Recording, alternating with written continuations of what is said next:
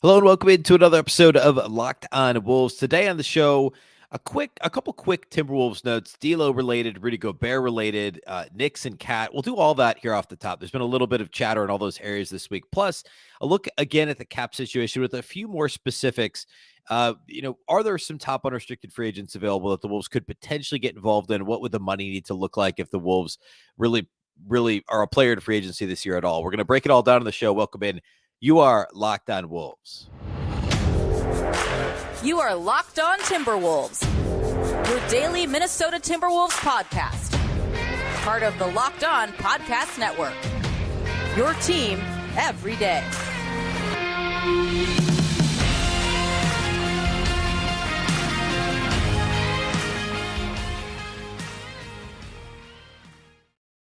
Hello and welcome to the Locked On Wolves podcast, part of the Locked On Podcast Network, your team every day. My name is Ben Beecken. I'm the host of Locked On Wolves.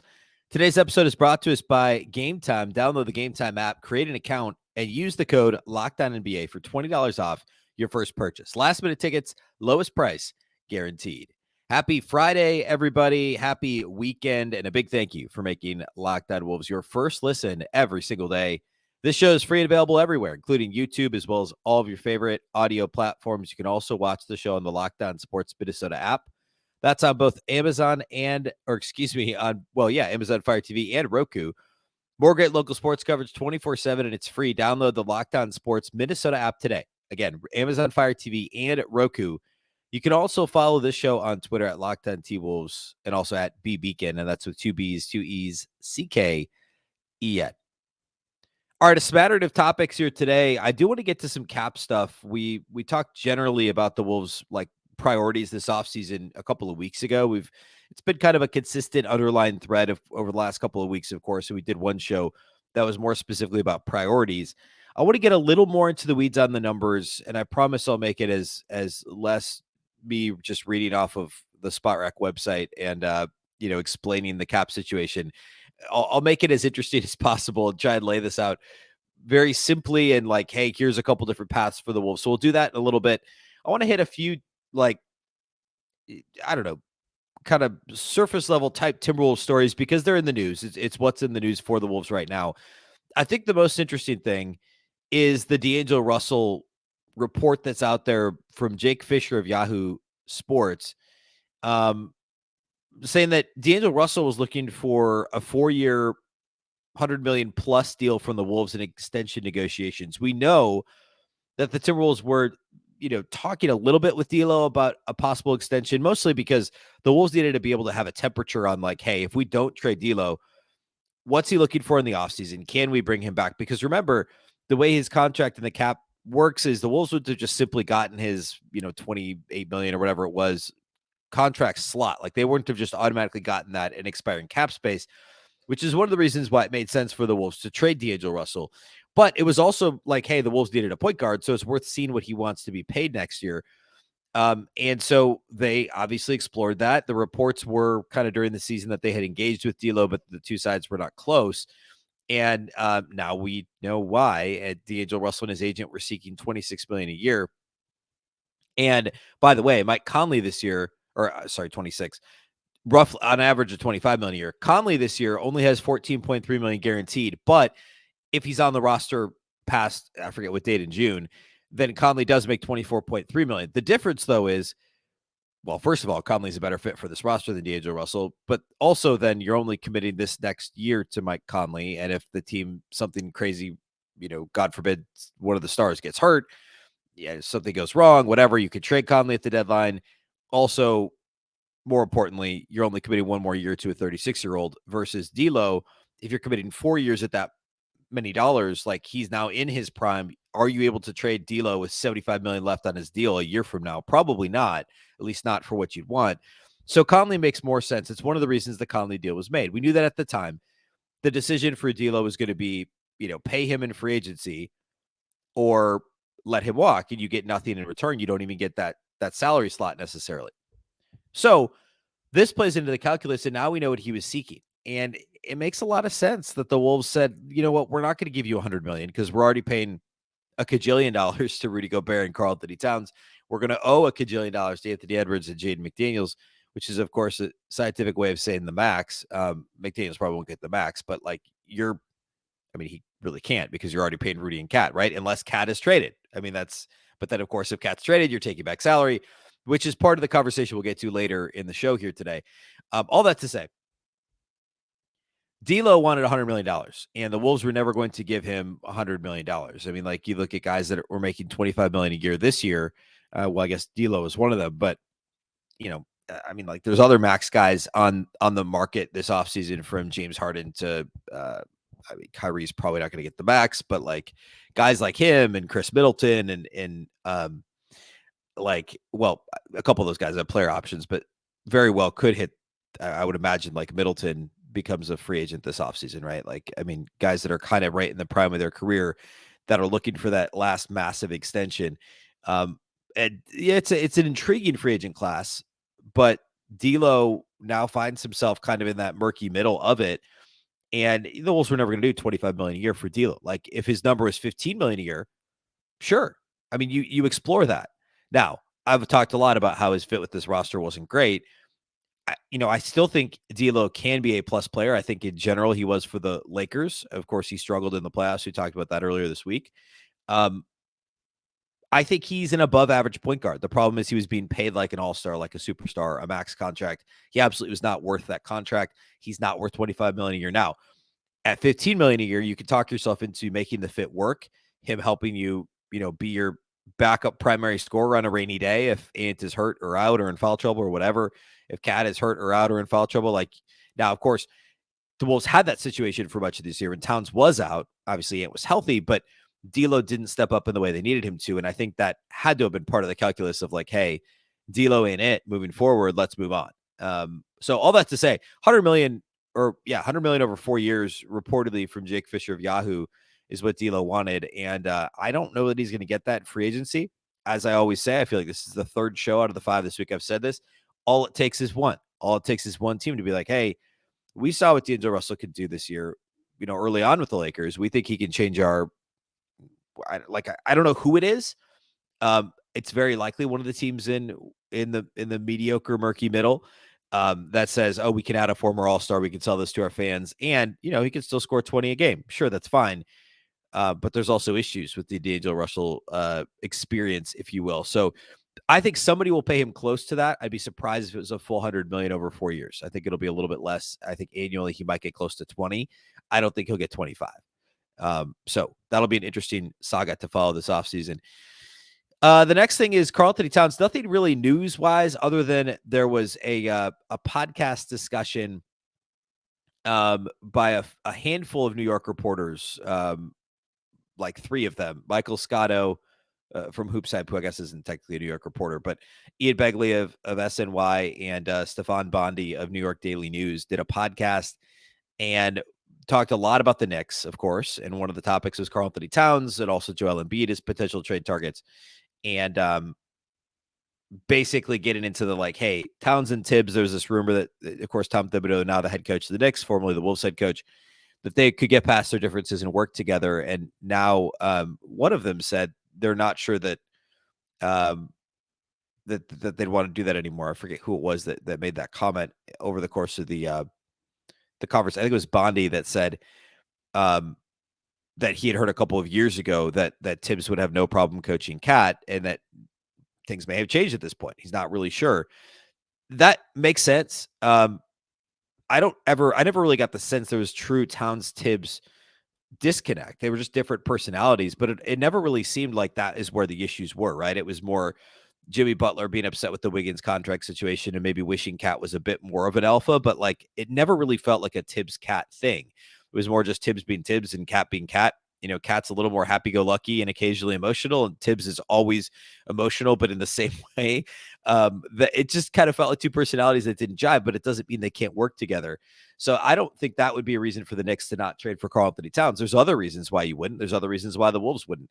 That was really the only Cat thing that they covered extensively. And to me, I don't want to say it's a non-story. I mean, those guys are closer to Tibbs in the situation than I am, but I don't know. I'd be surprised if that was reason for the Wolves to not make that deal. The last thing, Rudy Gobert, this is just more interesting. Apparently did a darkness retreat, Aaron Rodgers style. He went and locked himself in a room, I guess underground or whatever, for a couple of days, and is still focused on having the best offseason of his career, coming back, having the best season of his career next year. I mean, like, we can make tons of jokes about the best shape of his life and like all those jokes that happen every year for every sport in training camp or spring training.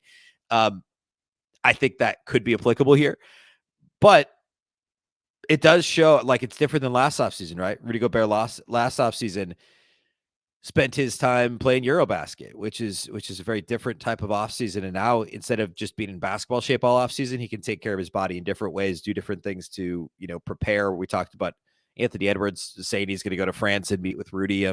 So like, it's good to see the effort. Of course, Rudy's got 3 more years left on a monster deal. The Wolves need him to be as committed as it sounds like he is. So, good on Rudy. I don't know if the darkness retreat thing works. We don't know yet if it worked for Aaron Rodgers. We'll see. But anyway, that's out there as well. All right. I want to talk a little cap here, the rest of the show here today. That's what we'll start doing here next.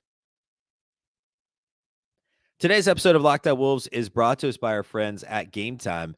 I am notorious for waiting till the last minute to purchase tickets, whether that is a sporting event or a concert or a comedy show or theater even. All things that I enjoy on different levels and at different occasions and in different forms. But I have a bad habit of waiting to the last minute to buy tickets. And if that's you, then Game Time is the place for you. Game Time is the place for last minute ticket deals. Forget planning months in advance. You don't have to with Game Time. They have deals on tickets right up to the day of the event. You can get exclusive flash deals as well on tickets for really any sport, plus concerts, comedy, theater, and more. The Game Time guarantee means that you will always get the best price. If you find tickets in the same section and row for less, Game Time will credit you 110% of the difference. Snag your tickets without the stress with Game Time. Download the Game Time app, create an account, and use the code LOCKEDONNBA for $20 off your first purchase. Terms apply. Again, create an account and redeem the code LOCKEDONNBA for $20 off. Download Game Time today. Last minute tickets, lowest price guaranteed.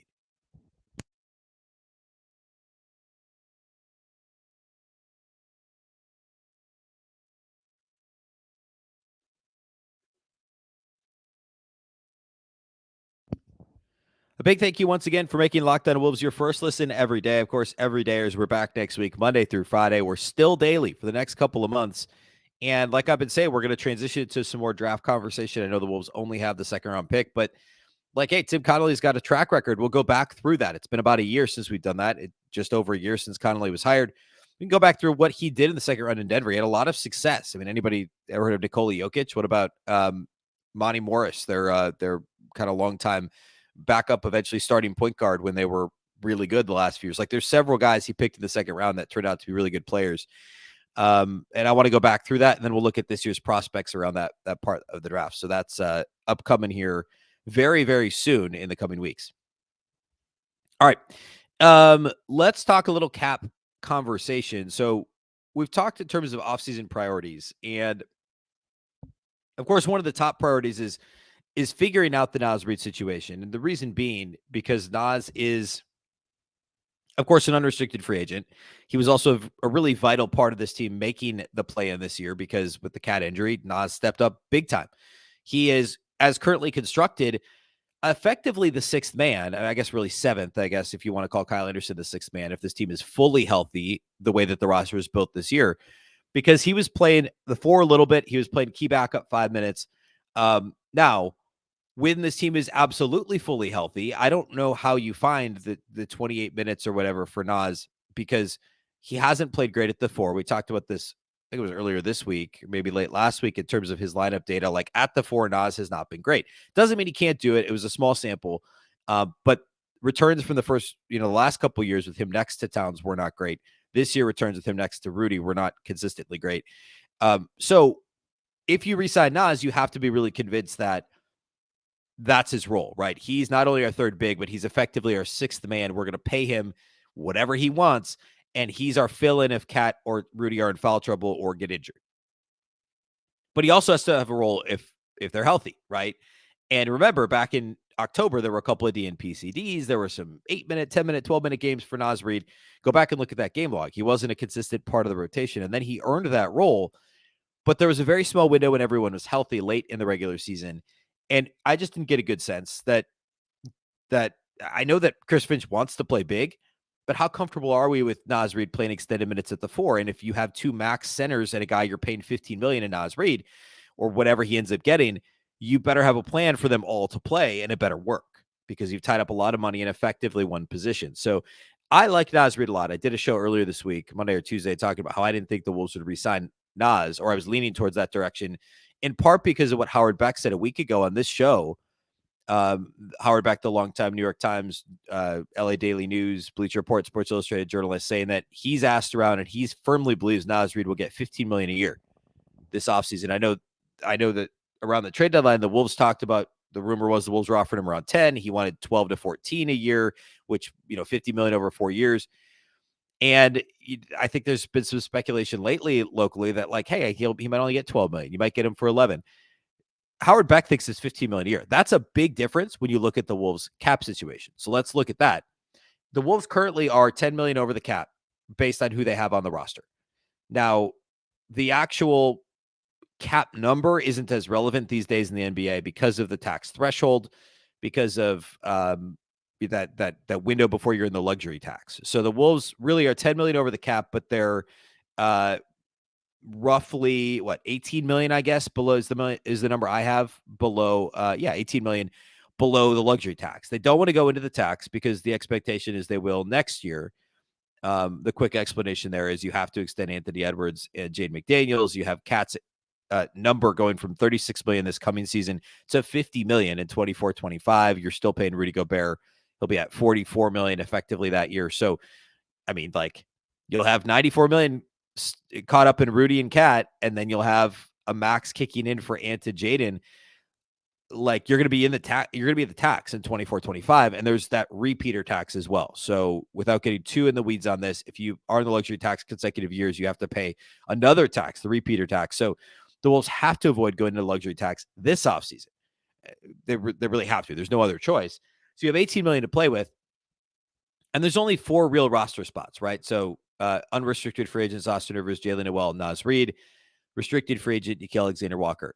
So they'll have cap holds in all those guys, which they can renounce those if they need the cap space, etc. Very unlikely Jalen Noel's back. We've talked about that on the show. That's only a couple $1 million. Austin Rivers, give or take, but likely a minimum contract anyways. Nickeil Alexander-Walker, we talked about the other day, I still believe this. I think it's more likely Alexander Walker's back and the Wolves don't bring back Nas Reid. And I know Tim Connolly has said Nas Reid's a priority this offseason. And maybe this is just me wishing this into existence, speaking it into existence, but I would not pay Nas Reid 15 million a year. When you only got 18 million to play with, Nickeil Alexander-Walker is going to cost more than 3. He just is. Remember, Josh Okogie got a minimum last offseason. I think Alexander Walker has more value than Josh Okogie. He's simply a better offensive player. And even if Okogie is slightly better defensively, you can talk yourself into the size that Alexander Walker has and potential upside offensively because he's shown more than Okogie. So, like, I guess he's a little older than Okogie was a year ago. But all that to say, I think Alexander Walker is going to get, I don't know, 5, 6, 7 million. He's not going to get 3 million. If you think Nas is getting 15. Now, if you think Nas only gets 12, that gets you to 6 million, and maybe you can do both. And then the question is, do you want to? I think at 12 million, Nas is a real conversation. And that's how close this all is. Like, that really matters. I know it doesn't sound like a lot when you're talking about 164 million for your cap. When you're talking luxury tax and repeater tax, you can't really mess around with giving Nas $15 million, I don't think, because then you probably can't keep Alexander Walker. And now you've tied up more money in that one spot. And yeah, Rudy and Kat and Nas are all really fun, very good players. But can you really justify that and then say, yeah, well, we couldn't afford Nickeil Alexander-Walker for 6, so we're going to go sign another Austin Rivers off, I guess the scrap heap, as maybe crude as that term is. Like, we're going to go sign a retread veteran or whatever for the vet minimum and plug him into the rotation, a la Bryn Forbes, Austin Rivers, which, by the way, not bad signings at vet minimums. But are you going to count on those guys to take a Nickeil Alexander-Walker, likely a rotation spot? And also Jalen Noel, you got to fill in those minutes too. So is that the solution, or are you relying on Wendell Moore Jr. to all of a sudden be a rotation guy? Are you counting on your second round pick this year? Like, these are all really real conversations the Timberwolves have to have against their budget. And if you say, yeah, Nas is worth 15 million over 4 years, which is, by the way, what, $60 million. I mean, now you got to have the conversation about the rest of the roster, excuse me. So your backup, assuming then you bring back Taurean Prince, like your bench is Taurean Prince, Jordan McLaughlin, Kyle Anderson. That's it. Otherwise, you're looking at the rookies from last year, Moore Jr., Minette. You're looking at Nate Knight. If you bring him back, he's got a club option this year for a couple million. So there's a couple of other paths here, and we've talked about this for each individual player, but not, I don't think collectively in terms of the context of the cap space situation. So I'll do that here next. What those other paths could be with some of the guys I just mentioned, the Princes, the Knights, McLaughlin, etc. And if they could create some additional room, if they really feel like bringing Nas Reid back is the right move. So we'll do that here next. Today's episode of Locked On Wolves is also brought to us by our friends at Bird Dogs. I started wearing Bird Dogs just over a week ago. I could almost mark the day because it was that life-changing to begin wearing Bird Dogs. And it's my evening and weekend attire all the time now because they are versatile, they're comfortable, they make me look great. And the versatility and comfort really are the biggest things because I can hang out at home, I can grill in the backyard, and then I can run to the store. They have pockets and they're comfortable. So it's like more comfortable than wearing mesh basketball shorts, athletic shorts, but more functional because there's real pockets that I could put my wallet and my keys in.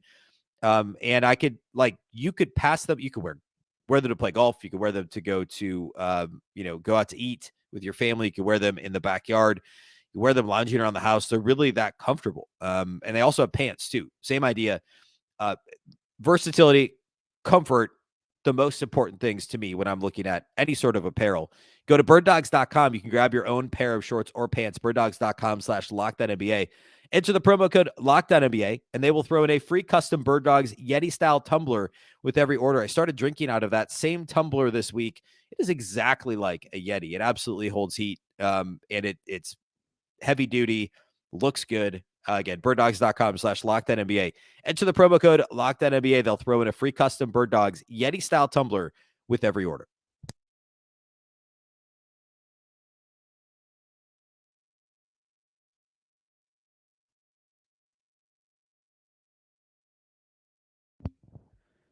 All right, let's close today by talking a little bit about, or the rest of the cap situation, I should say. So I mentioned the Wolves have $18 million in cap, and that is with the expirings of Jalen Noel as an unrestricted free agent.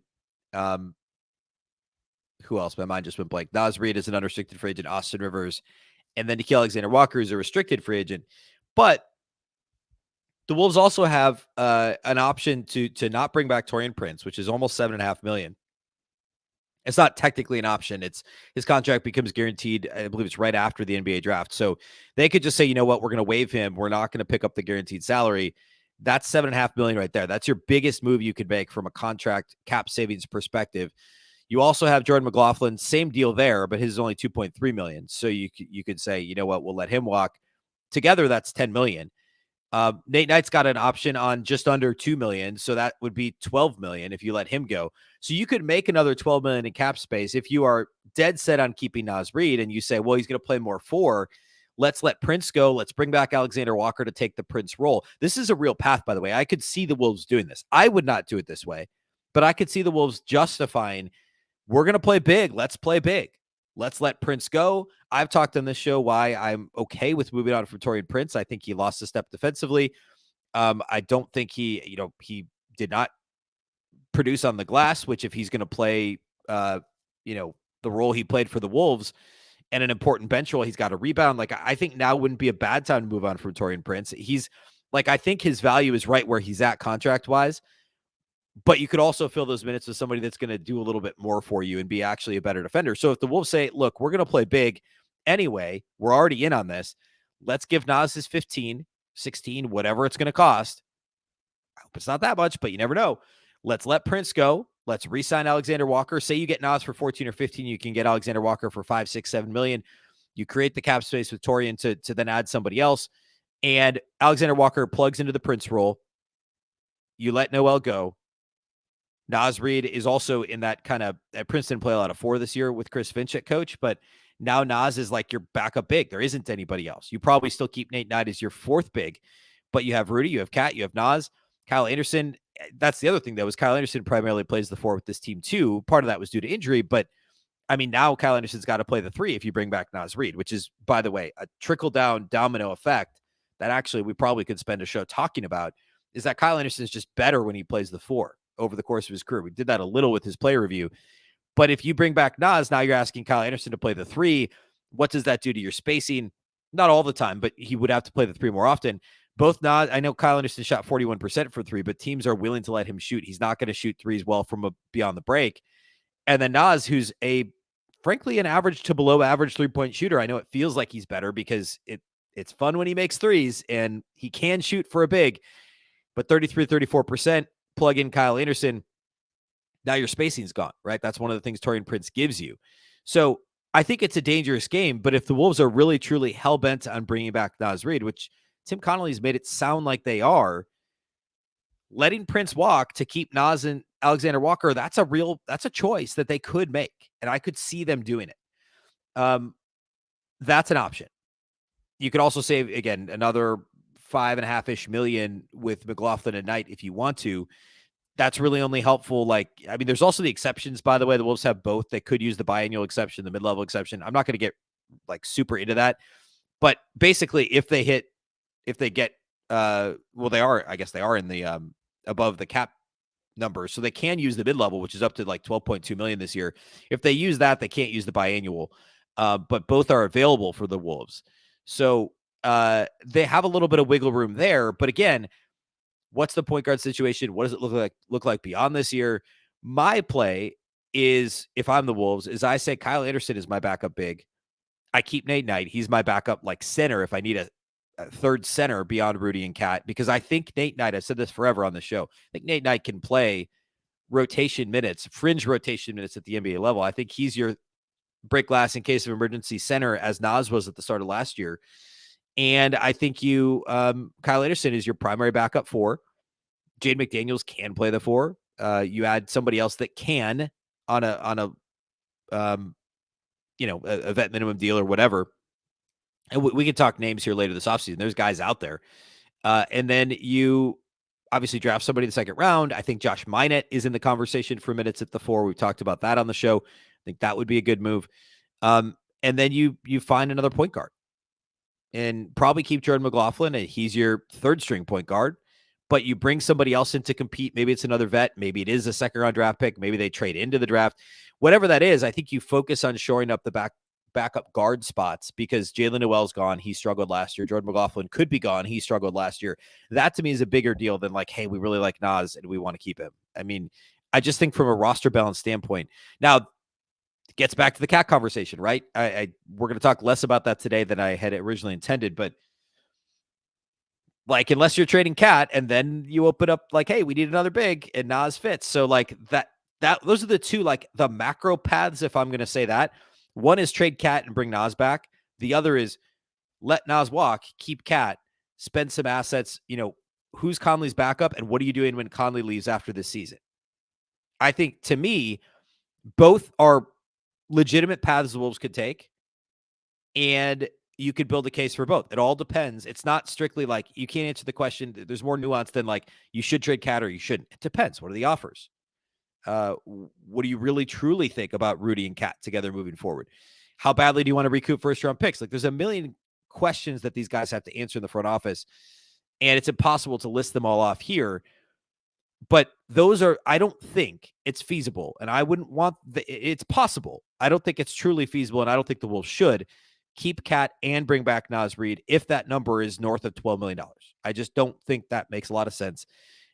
I do think the Wolves might do that. Just know that I would do something different.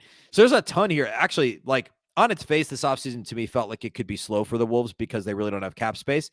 But the Nas question is fascinating. The Cat chatter is fascinating. And now we talked a little bit about this earlier in the week, that the Portland possibility at 3, what is it? I think Houston at 4. Some of those teams, could they be interested in Cat? There's so much to talk about this offseason. So we're going to keep breaking all that down. This is going to be a ton of fun. There's so many different paths the Wolves could choose to take. Now that we know, by the way, I didn't say this earlier, Tim Connolly is staying with the Wolves. I mean, Washington hired the GM away from the Clippers. So that little Wizards rumor that I covered a bit with Howard Beck last Friday, I mean, Tim Connolly's in Minnesota. He's not going anywhere. So he's going to see this thing through with Rudy for better or for worse, or perhaps the pivot is the Karl-Anthony Towns trade that we've talked about. I mean, all that is on the table. We're going to find out what he's going to do here over the next few weeks. All right. That's all we got for you today. We'll be back on Monday, of course, Monday through Friday again next week. A big thank you for making Locked On Wolves your first listen every day. The show is free and available everywhere, including YouTube, as well as all of your favorite audio platforms. Also on the Locked On Sports Minnesota app on both Roku and Amazon Fire TV. You can also follow on Twitter at Locked On T-Wolves and also at Beecken with 2 B's, 2 E's, C-K-E-N. Of course, the Locked On Wolves podcast is part of the Locked On Podcast Network.